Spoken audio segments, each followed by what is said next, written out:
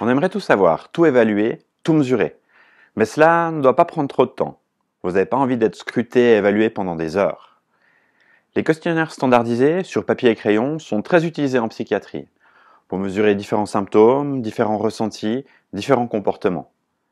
Ces questionnaires sont souvent longs et on a souvent l'impression de répondre à des questions auxquelles on a déjà répondu. Le temps passé à essayer de répondre à des questionnaires souvent trop longs n'est pas le seul problème. Vous ne voulez pas être exposé à des questions déplacées ou inadéquates. Par exemple, des questions auxquelles il est trop facile ou trop difficile de répondre, ou des questions qui font référence à des symptômes trop légers ou trop graves par rapport à votre état de santé actuel. Un clinicien expérimenté obtiendra de meilleurs résultats qu'un questionnaire, car il utilisera son expertise et les réponses précédentes pour toujours sélectionner la meilleure question suivante. Il évitera naturellement les questions inutiles. Et du coup, son interlocuteur aura l'impression d'être réellement écouté. Les questionnaires traditionnels, en revanche, ne sont pas aussi souples et sont le plus souvent administrés de façon linéaire, du début de la première question jusqu'à la dernière.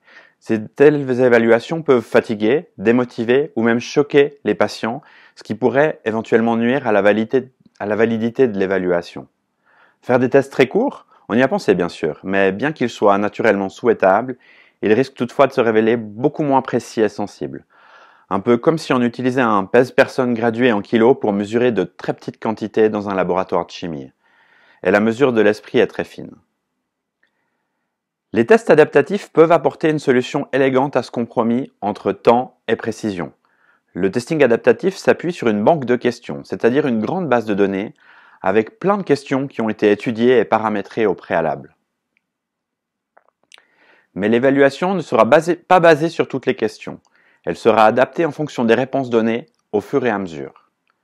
La prochaine question sera toujours celle qui apporte le plus d'informations. Et dès que le niveau de précision requis est atteint, on arrête tout, plus de questions supplémentaires. On est pourtant sûr d'avoir réalisé une mesure suffisamment précise. Ensuite, on combine les réponses des différentes questions et on obtient un score, permettant de comparer les résultats de la personne avec un échantillon de référence.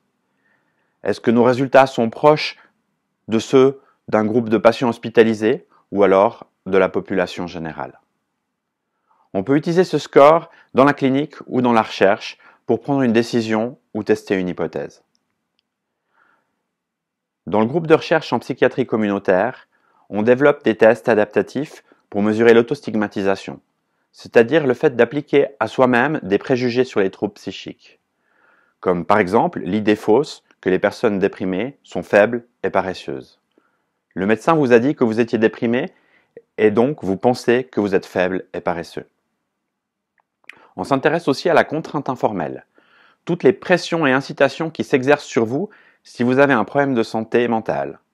Le marchandage ou des menaces, par exemple, par des professionnels mais aussi par les proches, pour que vous preniez des médicaments qui leur paraissent essentiels mais qui vous dérangent.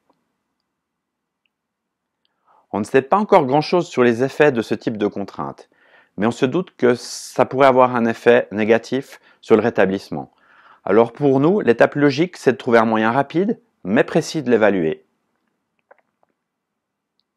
Le testing adaptatif permet de raccourcir les évaluations d'à peu près de moitié, tout en garantissant une précision similaire, et parfois meilleure. Et on peut utiliser le temps gagné pour continuer les soins ou la recherche.